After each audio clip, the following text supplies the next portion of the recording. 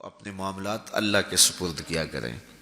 لیکن ان سب کے باوجود اگر مشکلات آ جاتی ہیں تو کوئی بات نہیں، مشکلیں آزمائشیں یہ اللہ کی طرف سے نبیوں کو آئی ہیں. حضرت امام رازی نے لکھا ہے کہ مکے سے لے کر طائف تک 70 ایسے نبیوں کی قبریں ہیں جن کی وفات صرف بھوک کی وجہ سے ہوئی ہے. تو ہم ایک دن کا فاقہ آ جائے، تھوڑا سا کاروبار نرم ہو جائے تو بابوں کے پاس بھاگ کے اللہ کے ساتھ شریک ٹھہرانے لگ جاتے ہیں. کیوں؟ کس وجہ سے؟ آزمائش سہیں، برداشت کریں. تو اوپر نیچے یہ دن بدلتے رہتے ہیں، دن پھرتے رہتے ہیں. ہر وقت جو ہے کہ جادو ہو گیا، ٹونا ہو گیا، سایہ ہو گیا، بندش ہو گئی ہے. ہر وقت اسی چکر سے ہم نکلتے نہیں ہیں. اللہ پر توکل رکھیں، وہ رزق دیتا ہے، وہ رزق تنگ بھی کرتا ہے، وہ رزق کشادہ بھی کرتا ہے. بندوں کو آزماتا بھی ہے، بندوں کو ڈھیل بھی دیتا ہے. اس کی ڈھیل سے بھی ڈریں اور اس کی آزمائش میں بھی پورا اترنے کی کوشش کریں اور اسی کے حضور دامن پھیلائیں. جب مشکلیں آ جائیں تو مصلح بچھا لیں.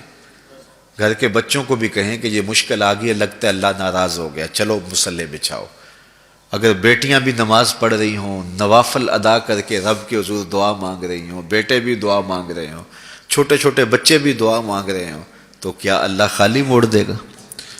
تو زیادہ سے زیادہ نیک مجالس کے اندر شامل ہو جائیں. تو بالخصوص میں اپنے پیر بھائیوں کو پابند کرتا ہوں کہ آپ اپنے گھروں میں بھی پابند کریں، کسی بابے کے پاس نہ جائیں. یہ بڑے گندے لوگ ہیں، یہ سامنے اب چیزیں آ رہی ہیں، بڑے گندے اور غلیظ قسم کے لوگ ہیں. ان کی نظروں میں غلاظت بھری ہوئی ہے اور جو ہے وہ لوگوں کے ہجوم سے کبھی متاثر نہ ہوں کہ فلاں وہاں سے اتنے لوگ جا رہے ہیں. لا یصیر الباطل حقا بکثرت المتمسکین بہ.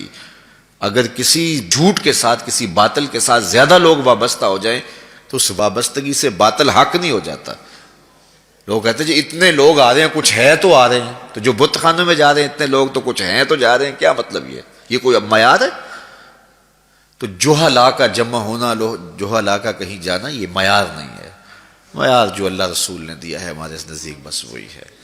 تو جب کوئی مصیبت بنے، مصلح بچھا کے دعا مانگو اللہ کی بارگاہ میں، نوافل پڑھو، صدقہ کرو، خیرات کرو، منت مان لو، روزوں کی منت مان لو، نمازوں کی منت مان لو، صدقہ کرنے کی منت مان لو. اور اللہ کے نیک بندوں سے جا کے دعا کرواؤ. غریبوں میں آپ رزق بانٹو، اس سے برکت ہوگی، اس سے پریشانیاں دور ہوں گی. رزق کم ہو گیا ہے تو غریبوں کو دو. لگتا ہے غریبوں کو دو گے تو اور کم ہوگا، نہیں. جب دو گے تو اللہ کے سچے وعدے آپ کو نصیب ہوں گے.